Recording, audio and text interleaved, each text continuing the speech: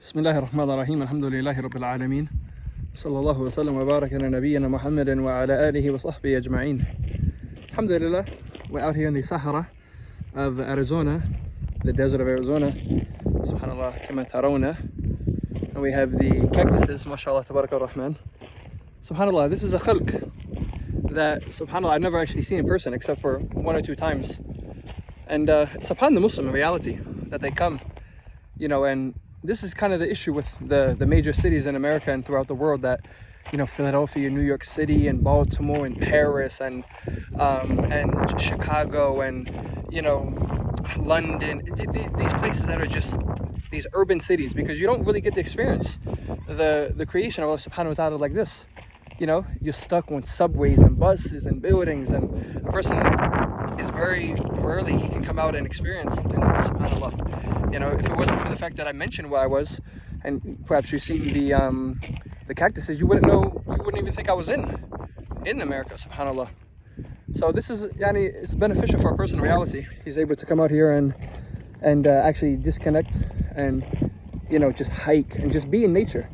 And many of us, subhanAllah, it would benefit us tremendously to get out of the house, to walk, to disconnect from the internet, to come out here with our children and to actually bond with them, and to do something different with our children, instead of taking them to the mall, instead of playing video games with them, instead of watching a movie with them. Bring them out here for a couple hours, subhanAllah. Give them a different perspective, and subhanAllah, this will bring your family closer.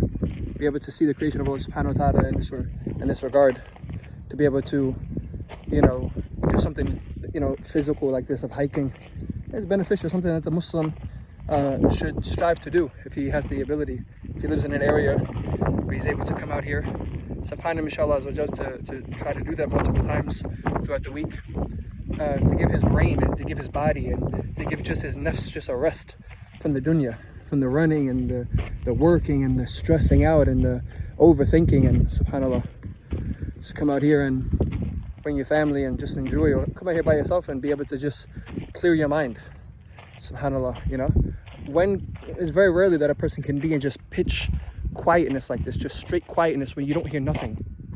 You just hear a couple of animals in the background, subhanallah, but no music and no people screaming and no buses and no trains and no cars and no smoking and no just crazy people running up and down, and subhanallah. So we ask Allah subhanahu wa ta'ala that he allows us to benefit from these sort of activities, and that the Muslim, that he includes these things in his daily life. SubhanAllah, there's many aqarib, there's many scorpions and snakes out here. So again, these are things that the average person on a day-to-day basis is not able to experience. So we ask Allah subhanahu wa ta'ala that he allows us to ponder and be able to take in an ibrah, a lesson from his creation, and that we are allowed to experience this.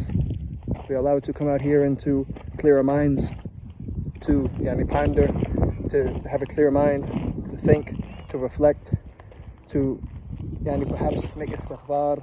Person walking around can remember Allah subhanahu wa ta'ala much, no distractions. Ask Allah subhanahu wa ta'ala for that and much more. Wallahu a'lam. Subhanaka Allahumma wa bihamdik. Ashhadu an la ilaha illa ant. Astaghfiruka wa atubu ilayk.